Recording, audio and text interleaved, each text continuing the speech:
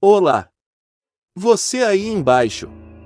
Quando ouviu a voz que assim o chamava, ele estava de pé, à porta de sua guarita, com uma bandeirola na mão, enrolada em torno do cabo curto. Alguém teria pensado, considerando a natureza do lugar, que ele não teria dúvida alguma quanto à direção de onde vinha aquela voz. Mas, em vez de olhar para cima, na direção de onde eu me encontrava, parado no topo do íngreme aclive, quase sobre sua cabeça, ele se virou e olhou para baixo, fixando-se nas vias férreas. Havia algo notável em sua maneira de fazer aquilo, embora eu simplesmente não soubesse dizer o que seria. Sei apenas que era um maneirismo singular o bastante para atrair minha atenção, mesmo que a sua figura estivesse reduzida e entenebrecida na trincheira profunda, e a minha, acima dele, estivesse tão impregnada do fulgor de um bravio pôr do sol, do qual eu protegia, com as mãos em pala, os meus olhos, para poder enxergá-lo distintamente. Olá! Você aí embaixo! Depois de olhar ao longo das vias, ele se virou novamente, e, levantando os olhos, viu minha figura bem acima dele. Existe algum caminho pelo qual eu possa descer e falar com você? Sem me responder, ele olhou para cima, na minha direção. Devolvi o olhar, mas evitei enfadá-lo, reformulando prontamente aquela pergunta inútil. Logo em seguida, houve uma vaga vibração na terra e no ar, que rapidamente se convolou numa pulsação violenta, e uma súbita investida me fez retroceder, como se tivesse força bastante para precipitar-me ao chão. Quando a nuvem de fumaça, que me envolvera, se dispersou, e o trem expresso já se afastava, mergulhando na paisagem, olhei novamente para baixo e o vi desfraldando a bandeirola que ele mostrará. Enquanto o trem passava, repeti a pergunta. Após uma pausa, durante a qual parecia me considerar com uma fixa atenção, ele apontou com a bandeirola enrolada em direção a um ponto à minha altura, a umas 200 ou 300 jardas de distância. Gritei para ele, tudo bem. Disse, e me dirigi para o ponto indicado. Ali, olhando cuidadosamente ao redor, encontrei um caminho, bruscamente entalhado na rocha, que descia em zigue-zague, e o segui. A senda, extremamente profunda e singularmente precipitada, era esculpida na rocha viscosa, que se tornava cada vez mais escorregadia e úmida à medida que eu descia. Por esta razão, considerei a trajetória suficientemente longa para permitir-me relembrar o peculiar ar de relutância ou compulsão com o qual ele me havia indicado aquele atalho. Quando desci pela trilha em zigue-zague o suficiente para tornar a vê-lo, notei que ele estava de pé, entre os trilhos da via por onde o trem acabará de passar, numa atitude de espera. Mantinha a mão esquerda no queixo, a direita, atravessada sobre o peito, escondia o cotovelo esquerdo. Sua postura era de tamanha expectativa e vigilância que eu parei um momento para observá-lo. Retomando a descida, alcancei o nível da ferrovia e, aproximando-me mais do sinaleiro, vi que ele era um homem moreno, de barba escura e sobrancelhas muito espessas. Jamais vira um local mais sombrio e solitário quanto aquele em que fixaram o seu posto. De ambos os lados, erguiam-se paredes de pedra denteada, que ressomavam a umidade e excluíam qualquer visão, salvo a de uma estreita nesga de céu. A perspectiva de um lado era apenas um prolongamento tortuoso de uma grande masmorra, a do outro, voltada para a direção oposta, terminava subitamente numa luminosidade rubra e sombria, que era a melancólica abertura de um negro túnel, em cuja arquitetura maciça havia uma atmosfera rude, deprimente e hostil. A luz do sol jamais abria caminho àquele recinto, que recendia um mortífero odor de terra. E o vento frio, que se precipitava sobre aquele ambiente, extraia-me calafrios, como se eu tivesse abandonado o mundo real. Antes que ele pudesse se mover, eu estava perto o suficiente para tocá-lo. Sem tirar os olhos dos meus, ele deu um passo para trás e ergueu a mão. Aquele era um posto solitário para trabalhar, eu disse, e isto havia chamado a minha atenção quando eu olhei lá de cima. Ali, um visitante era uma raridade, eu poderia supor, mas esperava que não fosse uma raridade indesejável. A seu sentir, eu era apenas um homem que ficará encerrado dentro de seus estreitos limites durante toda a sua vida, e que, finalmente libertado, alimentara um interesse recém-desperto por essas grandes construções. Foi com tal intenção que lhe falei, mas estou longe de ter certeza dos termos que realmente empreguei na ocasião, já que não sou hábil na arte de iniciar conversas e, ademais, havia algo naquele homem que me assustava. O sinaleiro dirigiu um olhar muito curioso para a luz vermelha, que estava próxima à abertura do túnel, e mirou ao redor, como se ali faltasse alguma coisa. Depois, olhou-me. Esta luz está sob os seus cuidados, não é mesmo?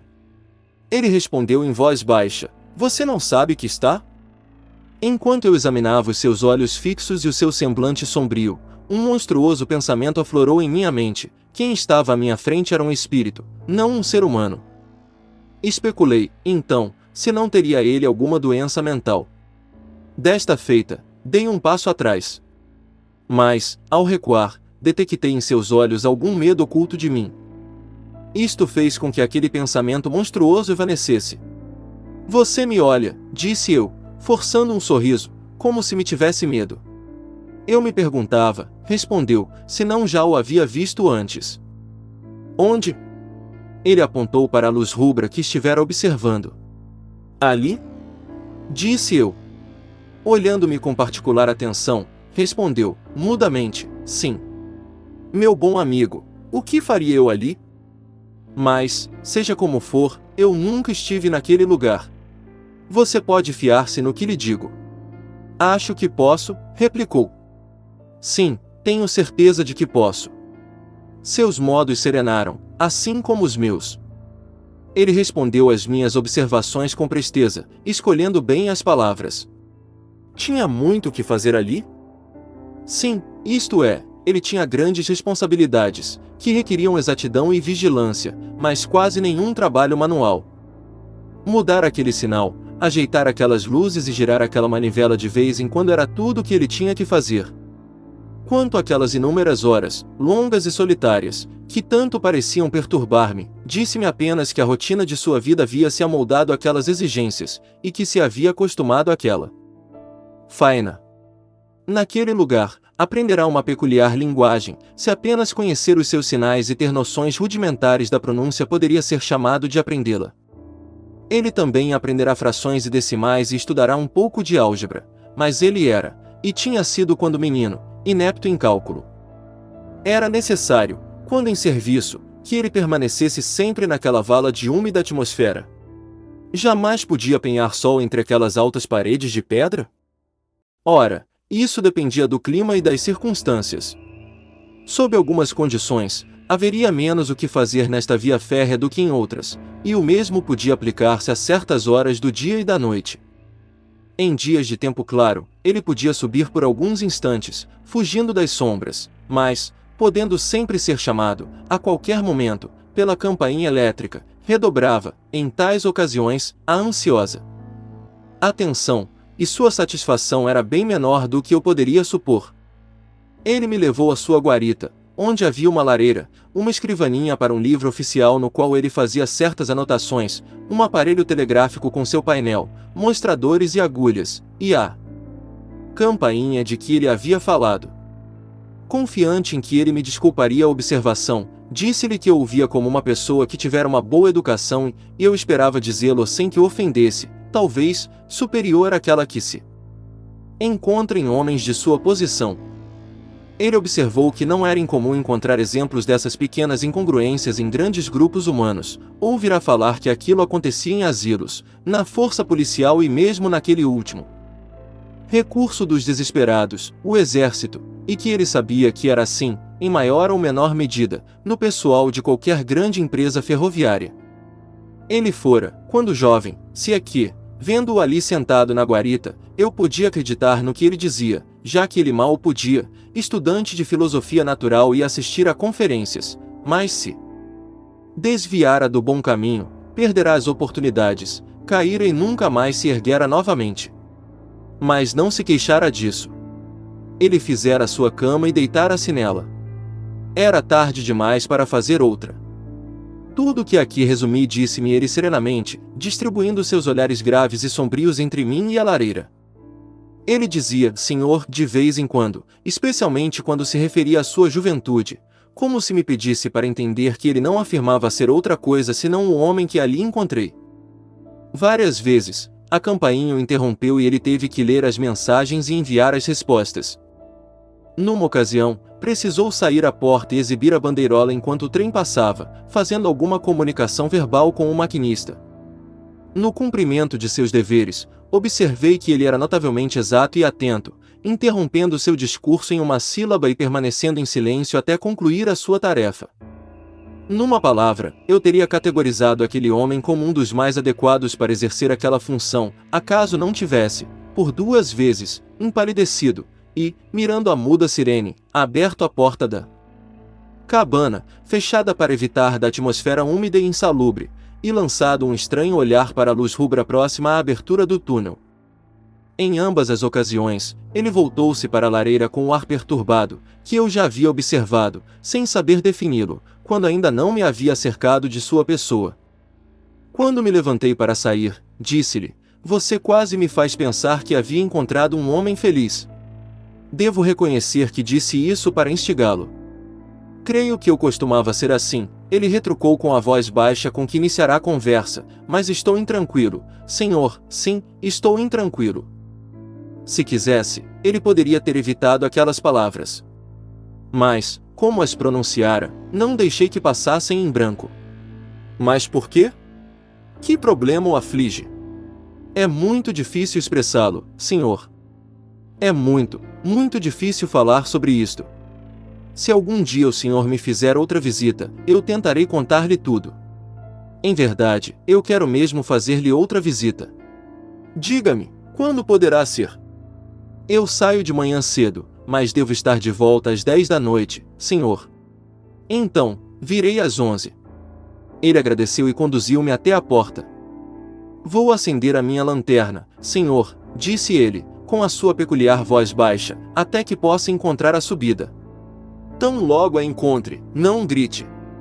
E quando chegar ao topo, também não grite." Seus modos pareciam tornar o ambiente ainda mais frio, mas eu disse apenas: "Está certo. E quando o senhor vier amanhã à noite, não grite." "Mas deixe-me fazer uma última pergunta. O que o fez gritar esta noite: 'Olá! Você aí embaixo?'" "Sabe Deus por quê? Apenas gritei algo assim." "Não foi algo assim, senhor." "Aquelas foram as suas palavras exatas." "Recordo-me perfeitamente." "Admito que foram estas as palavras que usei." "Eu as disse, sem dúvida, porque o vi cá embaixo." "Apenas por isso? Que outro motivo eu poderia ter?" "O senhor não teve a sensação de que elas lhe foram transmitidas de um modo sobrenatural?" "Não." Ele me desejou boa noite e ergueu a lanterna. Caminhei ao lado dos trilhos descendentes, com a sensação muito desagradável de que um trem vinha atrás de mim, até encontrar o caminho de volta. A subida foi-me mais fácil que a descida. Depois, retornei à minha estalagem sem contratempos. Na noite seguinte, cumprindo pontualmente o meu compromisso, cheguei à descida em zigue-zague quando os relógios batiam, à distância, 11 horas. Ele estava à minha espera lá no fundo, com sua lanterna acesa. Eu não gritei, disse-lhe, quando nos aproximamos: "Podemos conversar agora?" "Naturalmente, senhor." "Boa noite, então, e aqui está minha mão." "Boa noite, senhor, e aqui está a minha."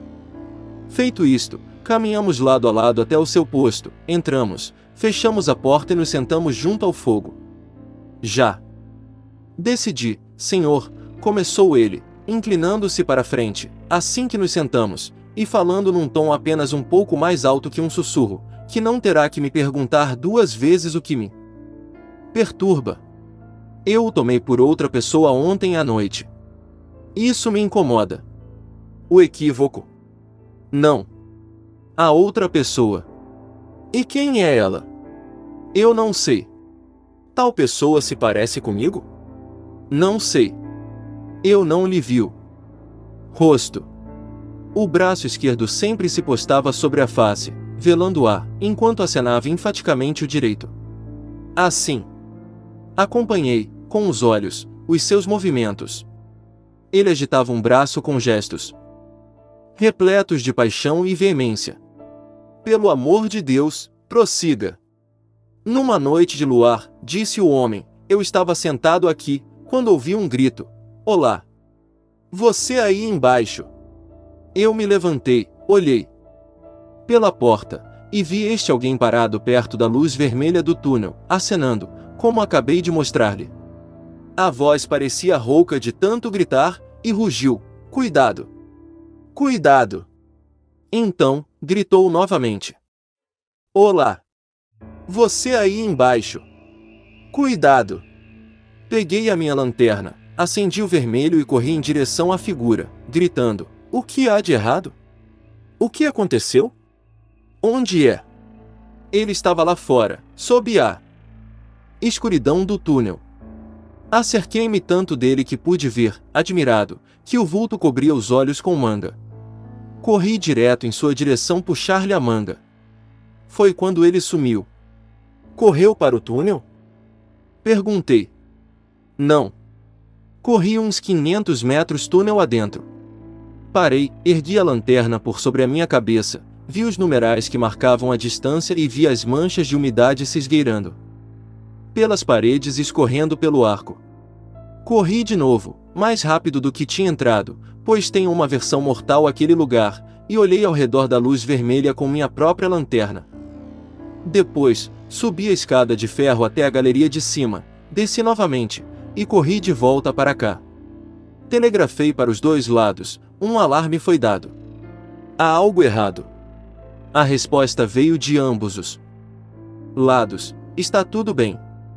Resistindo ao gelado calafrio que percorreu lentamente a minha espinha, mostrei-lhe como aquela figura devia ser uma ilusão de ótica e como ela, originada de alguma falha dos delicados nervos que governam as funções dos olhos, eram notáveis por, muitas vezes, perturbar os pacientes, alguns dos quais, conscientes da natureza de sua aflição, comprovaram aquilo mediante experimentos em si mesmos.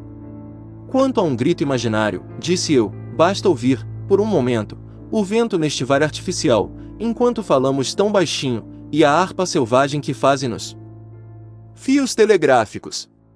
Está bem, disse ele, depois de uma pausa na qual aplicamos ouvido ao ambiente. Ele tinha motivos para saber alguma coisa sobre ventos e fios telegráficos, pois passava longas noites invernosas ali sozinho, a vigiar. Mas ele, gentilmente, observou que ainda não havia terminado a narração. Pedi desculpas. Tocando-me no braço, ele acrescentou, lentamente, 6 horas após a aparição, aconteceu o memorável acidente nesta linha. E, depois de 10 horas, transportam os mortos e feridos através do túnel, pelo mesmo lugar onde a figura estivera. Um estremecimento desagradável se apoderou de mim, mas fiz o possível para controlá-lo. Não se podia negar, retruquei, que se tratava de uma coincidência notável, adequada a impressionar profundamente a sua mente. Mas era inquestionável que coincidências notáveis ocorriam frequentemente, e elas devem ser levadas em conta quando lidamos com tal assunto. Embora eu tivesse de admitir, acrescentei, pois pensei que ele iria me objetar, que os homens sensatos não levam muito em conta tais coincidências no planejamento do dia a dia. Ele voltou a dizer que ainda não concluíra a sua história. Pedi-lhe perdão novamente por tê-lo interrompido. Isso, disse ele, colocando novamente a mão no meu braço e olhando por cima do ombro com olhos vazios, aconteceu há apenas 1 ano. 6 ou 7 meses se passaram. E eu já me havia recuperado da surpresa e do choque, quando, certa manhã, ao raiar do dia, parado na porta, olhei para a luz vermelha e vi o espectro novamente. Ele parou, com um olhar fixo para mim. Ele gritou? Não. Ficou em silêncio. Ele acenou com o braço? Não. Encostou-se ao facho da luz, com as 2 mãos diante do rosto. Assim. Mais uma vez, eu segui seus gestos com os meus olhos. Ele assumia uma postura de luto. Já vira semelhante pose numas esculturas pétreas tumulares. Você se aproximou do espectro. Entrei e me sentei para pôr em ordem os meus pensamentos, já que eu estava à beira de um desfalecimento. Quando voltei à porta, a luz do dia me envolveu. O fantasma havia sumido. E, depois disto, não aconteceu mais nada? Ele tocou-me no braço com o dedo indicador 2 ou 3 vezes, fazendo um aceno medonho a cada vez. Naquele mesmo dia, quando o trem saiu do túnel, notei, pela janela de um vagão ao meu lado, o que parecia uma confusão de mãos e cabeças. Alguém acenava. Eu o vi bem a tempo de avisar ao maquinista: pare. Ele desligou a máquina e freou, mas o trem avançou, ainda, uns 150 metros, ou ainda mais. Corri atrás dele, enquanto seguia, ouvi gritos e gemidos terríveis. Uma linda jovem morreu instantaneamente em um dos compartimentos, foi trazida para cá e estendida no chão, entre nós. Involuntariamente. Empurrei minha cadeira para trás, enquanto desviava o olhar para o local que ele apontava. Esta é a verdade, senhor. A verdade. Conto-lhe exatamente como aconteceu. Não consegui pensar em nada. Em mais nada, a dizer, e a minha boca estava deveras seca. O vento e os fios retomaram a história com um longo uivo lamentoso. Ele prosseguiu: agora, senhor, considere bem tudo isto, e julgue se há. Minha mente está realmente perturbada. O espectro retornou há uma semana. Desde então, ele reaparece, de vez em quando, aos trancos e barrancos. No semáforo? Sim. No semáforo de perigo. Mas o que ele faz? Ele repetiu, possivelmente com maior paixão e veemência, aquele velho gesto que dizia: pelo amor de Deus, abram caminho. Então, ele prosseguiu: por conta disto, não tenho paz ou descanso. Ele me clama, por muitos minutos, sinistramente, aí embaixo: cuidado! Cuidado! E fica acenando para mim. Então, toca a minha sirene. Aquilo me interessava. Quando eu estive aqui ontem à noite, a sirene vibrou. Você saiu à porta? Por 2 vezes. Ora, veja bem como engana a sua imaginação, disse. Meus olhos fixavam-se na sirene, com os ouvidos atentos nela, e, como estou bem vivo, em tais ocasiões ela não tocou. Não, nem em qualquer outro momento, exceto quando, seguindo o fluxo natural das coisas, você entrou em contato com as estações. Ele balançou a cabeça. Jamais cometi um erro dessa espécie, senhor. Nunca confundi o toque do espectro com o do homem. O toque do fantasma é uma estranha vibração na sirene que surge do nada. E eu não afirmei que os olhos captam tal vibração. Não me surpreende que você não a tenha ouvido. Mas eu ouvi. E, quando você olhou, viu que o espectro estava lá? Sim. Ele estava lá. Ambas as vezes? Com firmeza, ele repetiu, ambas as vezes. Vamos procurá-lo. Acompanhe-me até a porta. Ele mordeu o lábio inferior, como se um tanto relutante, mas se levantou. Abri a porta e detive-me no limiar, enquanto ele ficou um tanto atrás. Ali estava a luz de perigo. Ali se abria a sinistra boca do túnel. E lá estavam as altas e úmidas paredes de pedra, e, acima delas, as estrelas. Você o vê? Perguntei, perscrutando particularmente o seu rosto. Seus olhos estavam arregalados e tensos, mas, talvez, não muito mais do que os meus, quando atentamente foquei o mesmo lugar. Não, ele respondeu. Não. Está lá. Concordo, respondi. Entramos novamente, fechamos a porta e retomamos os nossos lugares. Pensava em como melhor aproveitar essa vantagem, se é que se pode chamar vantagem, quando ele retomou com muita naturalidade a narrativa, deixando assente que, entre nós, não poderia haver nenhuma inquietante questão. Senti-me exposto à mais débil posição. A esta altura, o senhor já entende, perfeitamente, disse ele, o que tão terrivelmente me perturba, qual o significado de tal aparição. Disse-lhe que eu não estava certo de que o havia entendido completamente. O que quer? O espectro me avisar? Ele disse, ruminando, com os olhos no fogo, e só de vez em quando virando-os para mim. Qual é o perigo? Onde está o perigo? Há perigo pairando em algum lugar na linha. Alguma terrível calamidade está por ocorrer. Agora, isto é induvidoso, tendo-se em vista os precedentes. Mas, com certeza, isto me assombra cruelmente. O que posso fazer? Tomou o lenço e enxugou-o. Suor da testa. Caso eu venha a telegrafar, participando o perigo, para baixo ou para cima, ou em ambos os sentidos, não poderei justificar tal medida, continuou, limpando as palmas das mãos. Só causaria problemas e não faria nada de bom. Pensariam que eu enlouqueci. Seria assim, mensagem, perigo. Tomem cuidado, resposta, que perigo? Onde, mensagem, não sei. Mas, pelo amor de Deus, tomem cuidado. Eles me demitiriam. O que mais poderiam fazer? Como era sofrível ver a sua agonia de espírito. Era a tortura mental de um homem consciencioso, de todo envolvido e oprimido. Além do que poderia suportar, por uma responsabilidade ininteligível. Quando o espectro ficou, pela primeira vez, sob a luz de perigo, ele continuou, estirando o cabelo escuro para trás, comprimindo as mãos sobre as têmporas, envolvido por uma angústia febril. Por que não me disse claramente onde esse acidente aconteceria, se ele realmente viesse a acontecer? Por que não me disse? Como evitá-lo, se ele pudesse ser evitado? Por que, quando de sua segunda aparição, em vez de esconder a cara, ele me disse, ela vai morrer? Mantenham-na em casa?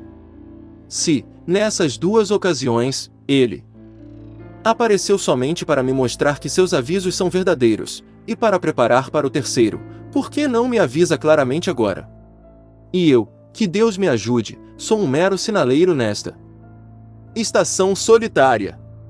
Por que não procurar alguém que tem crédito e está em posição de fazer alguma coisa?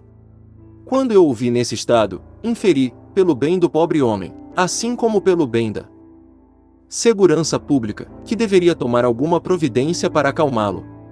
Portanto, deixando de lado qualquer noção de realidade ou irrealidade entre nós, disse-lhe que, embora lhe escapasse ao entendimento este espectro confuso, quem cumpre integral e conscientemente o seu dever está agindo corretamente. Nesse esforço, fui mais bem exitoso do que na tentativa de fazê-lo desistir de sua convicção.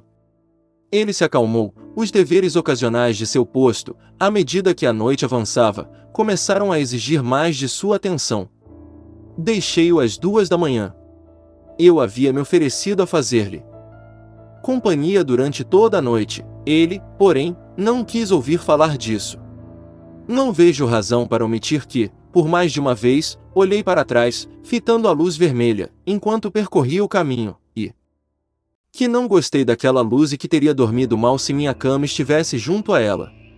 Nem gostei da coincidência do acidente e da garota morta, também não vejo razão para esconder isso. Mas o que mais insistia em minha mente era a consideração de como eu deveria agir, tendo me tornado destinatário daquela revelação. Eu tinha consciência de que aquele homem era inteligente, vigilante, meticuloso e exato, mas por quanto tempo ele permaneceria assim, naquele estado de espírito?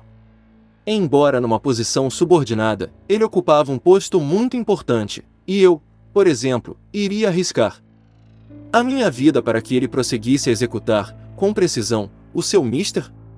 Incapaz de superar a sensação de que haveria algo traiçoeiro em comunicar o que ele me dissera a seus superiores na companhia, sem que antes estivesse certo de tudo e propusesse uma solução, finalmente resolvi me oferecer para acompanhá-lo, mantendo, por enquanto, o seu segredo, ao melhor dos médicos da circunvizinhança e ouvir a sua opinião.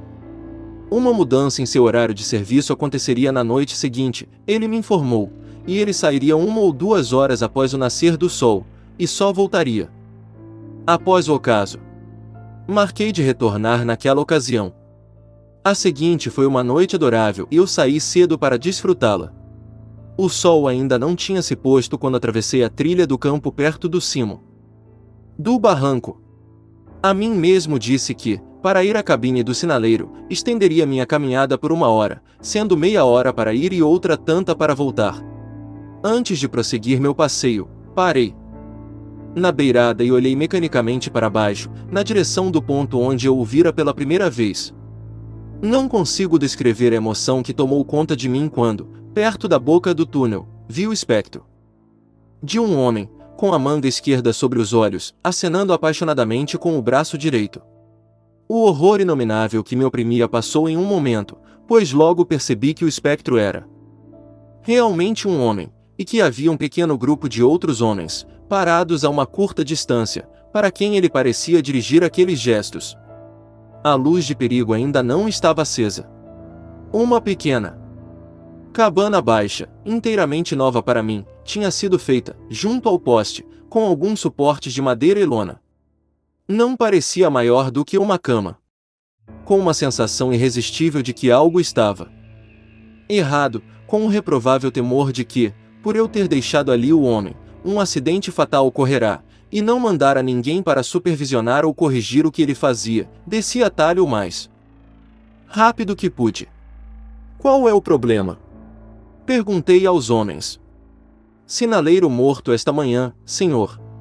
Não é o homem daquela cabine? Sim, senhor. Não é o homem que eu conheço? O senhor poderá reconhecê-lo, se for mesmo ele, disse o homem que falava pelos outros, descobrindo solenemente a própria cabeça e levantando uma ponta da lona, pois seu rosto conservou-se íntegro. Oh, como? Isso aconteceu? Como isso aconteceu? Perguntei, virando-me de um para o outro, enquanto o abrigo era fechado. Ele foi colhido por uma locomotiva, senhor. Nenhum homem na Inglaterra conhecia melhor o próprio ofício. Mas, de alguma forma, ele não estava longe do trilho. Foi a alvorada. Ele acendera a luz e tinha a lâmpada na mão. Quando a locomotiva saiu do túnel, ele estava de costas para ela, e ela o arrastou. O homem que a conduzia estava mostrando como isso aconteceu. Mostre ao cavalheiro, Tom. O homem, que usava um traje escuro e áspero, voltou para seu antigo lugar na boca do túnel. Saindo da curva no túnel, senhor, ele disse, eu o vi ao longe, como se o enxergasse por uma lente de perspectiva. Não havia tempo para verificar a velocidade, mas eu sabia que ele era muito cuidadoso. Como ele não pareceu prestar atenção ao apito, desliguei-o quando corríamos em sua direção, e gritei, chamando-o o mais alto que pude. O que você disse? Eu disse, aí embaixo. Cuidado! Cuidado! Pelo amor de Deus, saia da frente! Estremeci. Ah! Foi terrível, senhor. Eu não parei de gritar. Coloquei este braço diante dos meus olhos para não ver, e acenei com o outro até o fim. Mas não adiantou. Sem prolongar a narrativa para me deter em quaisquer de suas curiosas circunstâncias, posso, ao concluí-la, apontar a coincidência de que o aviso do maquinista incluía não apenas as palavras que o infeliz sinaleiro, como se as assombrassem, havia repetido para mim, mas, também, as palavras que eu mesmo, não ele, havia crescido, mas somente em minha mente, a gesticulação que ele imitara.